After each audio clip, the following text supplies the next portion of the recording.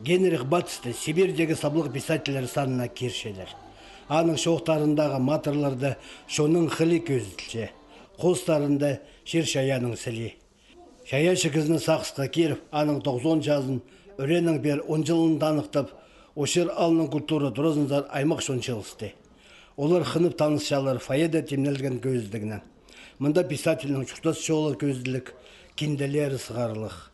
Қости қостарының таныс баларға шәрер болған.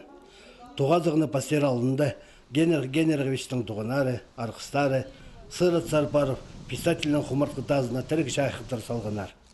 Мұнда көп шоқ-шоқталбан. Өн сақыс болған писательіні қосшыны сақысқа керіп, үшшет күн төлге көст берерге аның шаяшы көңінін.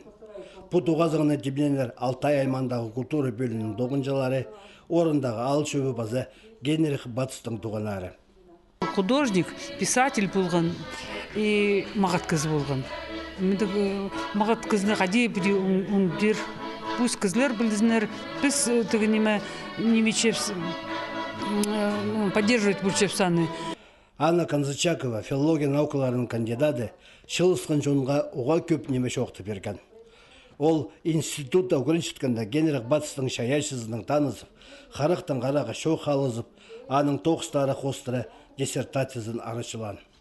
Генрих Генрихович уға хынық чоқтар пасқын, аның романдар парухтар, новеллалар,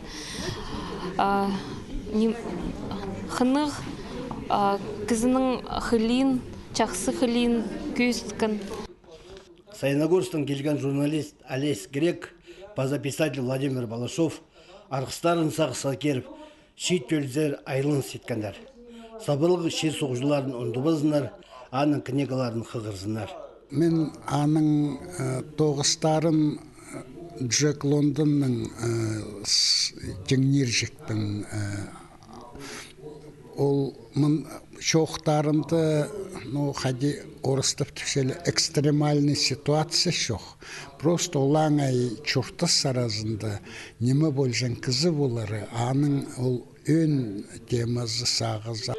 Потуғазықта Генрих Батыстың адының немістерінің культура кәнінің аралышылары постжолының сарындарын толтық бергендер.